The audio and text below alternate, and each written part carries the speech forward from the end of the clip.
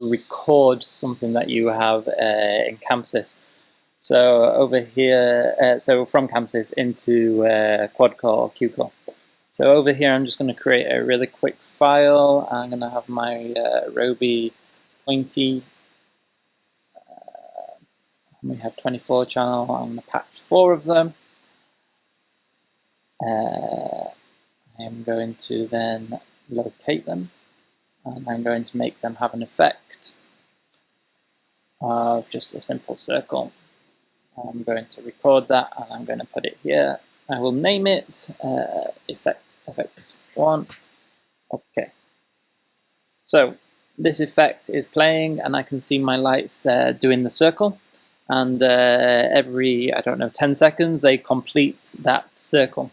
So I need to record just the 10-second segment into the playback device, which is our Visual Productions QuadCore or CueCore, and then that will loop that infinitely from the track.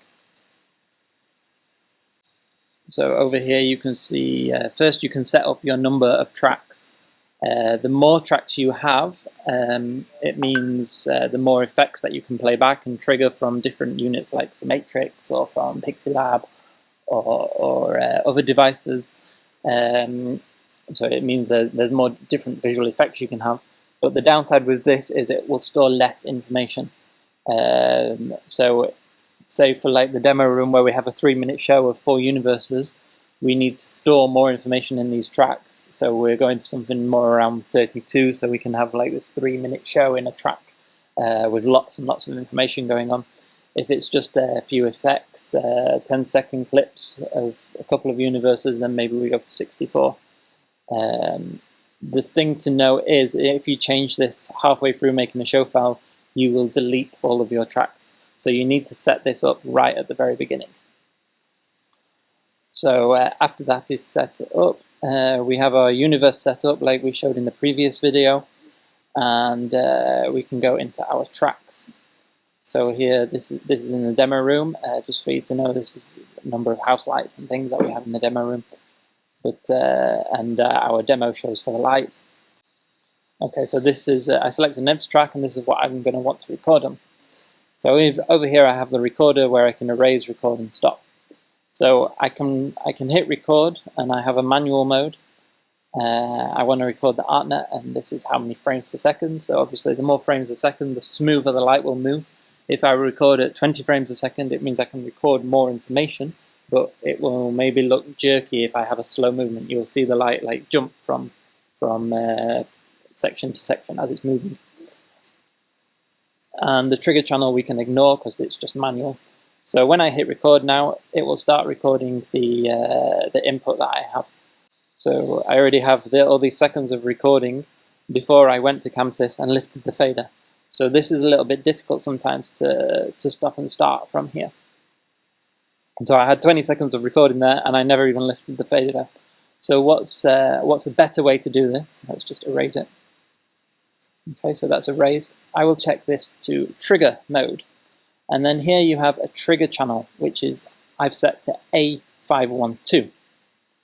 So what this means is the universe A ArtNet I'm receiving from here in settings, this universe A, which is actually universe 0.4, so over here in Chamsys, my 4th universe is actually on universe 5, okay?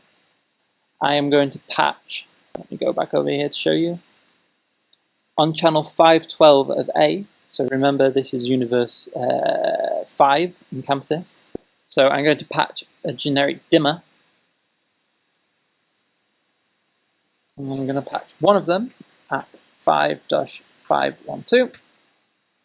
I'm going to name this as my trigger.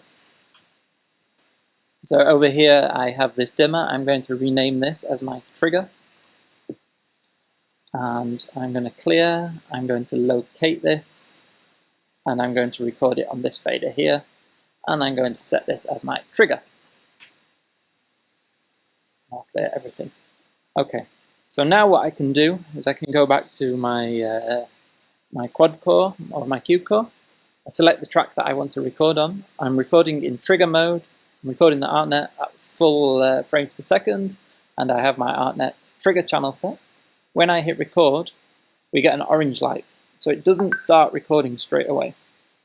Then what I can do, I can go over here. I will lift my fader.